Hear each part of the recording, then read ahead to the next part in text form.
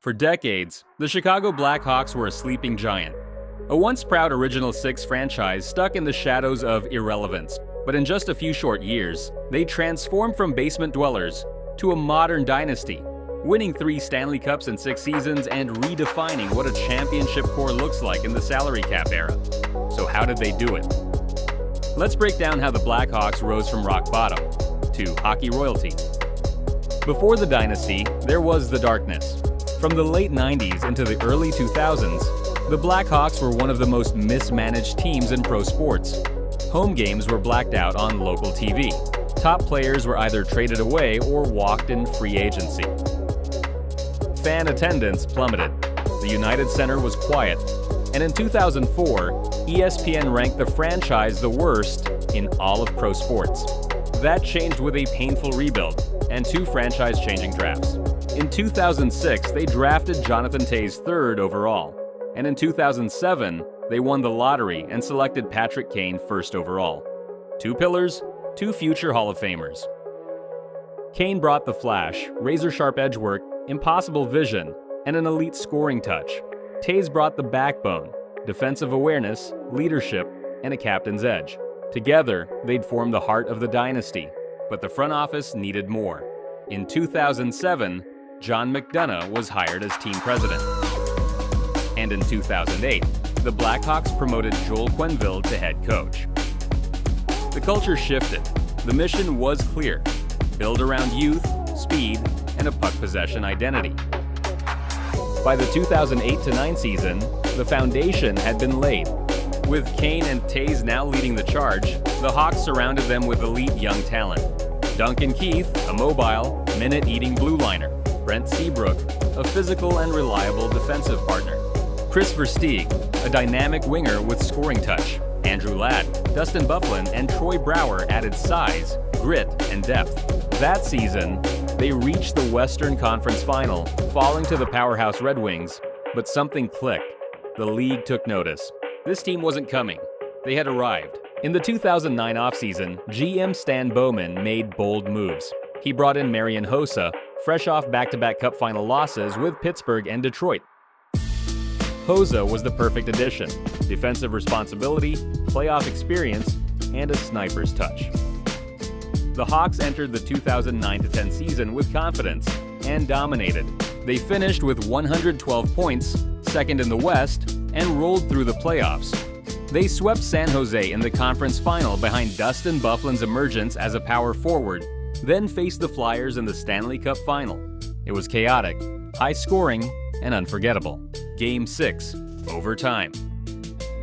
Kane's iconic goal, no one knew it went in, except him.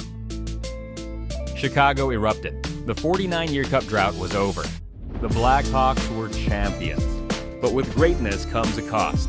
The 2010 Cup win triggered a salary cap crisis. The Hawks were forced to offload major pieces of their supporting cast. Gone were Byfuglien, Versteeg, Ladd, Niemi, and others. But Chicago bet on its core: Toews, Kane, Keith, Seabrook, Hossa, Sharp, Bolin. And they bet on their development pipeline: guys like Nick Leddy, Brandon Saad, and Corey Crawford. The next 2 years were rocky.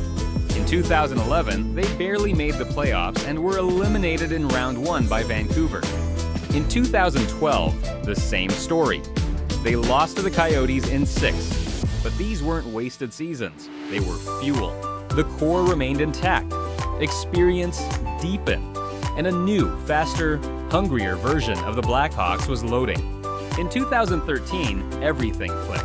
The lockout-shortened season saw the Blackhawks go on a historic 24-game point streak to open the year. They finished first in the NHL with 77 points in 48 games, playing a relentless, modern style built around puck control, transition, and suffocating defense. Crawford had evolved into a legitimate starter. Saad emerged as a top-line forward. Patrick Sharp and Marian Hossa were still elite, and the blue line, anchored by Keith and Seabrook with contributions from Nicholas Chalmerson and Johnny Oduya, was dominant. In the playoffs, they overcame a 3-1 series deficit to Detroit in round 2, culminating in Brent Seabrook's Game 7 overtime winner. They dismantled the defending champion Kings, and in the final, a heavyweight bout with the Boston Bruins. The series delivered everything: overtime, lead changes, goaltending battles. Game 6 was legendary. Brian Bickle tied it late. Dave Bolland scored 17 seconds later. Stunned silence in Boston. Euphoria in Chicago.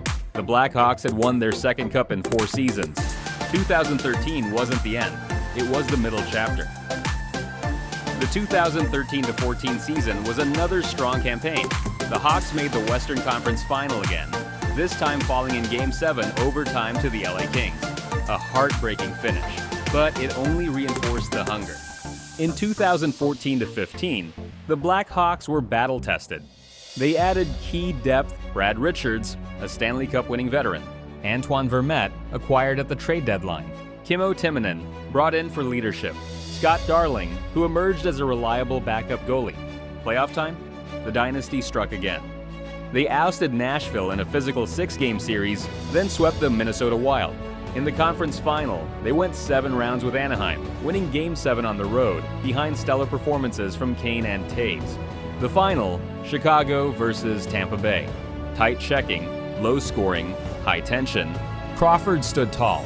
Duncan Keith played nearly 30 minutes a night and scored the cup-clinching goal in Game 6. The Blackhawks won their 3rd Stanley Cup in 6 years. The United Center roared. Confetti flew. A dynasty was now undeniable. What made the Blackhawks dynasty unique wasn't just the cups. It was the consistency. From 2009 to 2015, they made the conference final 5 times and missed the playoffs just once. They drafted smart. They developed smarter. They blended superstar talent with glue guys like Chalmerson, Kruger, Shaw, and Oduya. And most of all, they stayed together. Despite the constant cap juggling, the team's identity never wavered. The 2014 heartbreak against LA, blowing a Game 7 overtime on home ice, was devastating. But in hindsight, it proved how deep their championship DNA ran. They responded by winning it all again the very next year. Few teams in any sport bounce back from that kind of heartbreak. The Blackhawks did. In the salary cap era, dynasties aren't supposed to happen. But Chicago made it happen. They did it with a core that stayed elite for nearly a decade, with coaching that adapted, with front office moves that balanced youth, veterans, and chemistry. 3 Stanley Cups, 5 conference finals, superstars, role players, and unforgettable moments. The 2010s Blackhawks weren't just champions, they were a model for how to build a team. And while the dynasty may have faded, its impact on the NHL will last forever.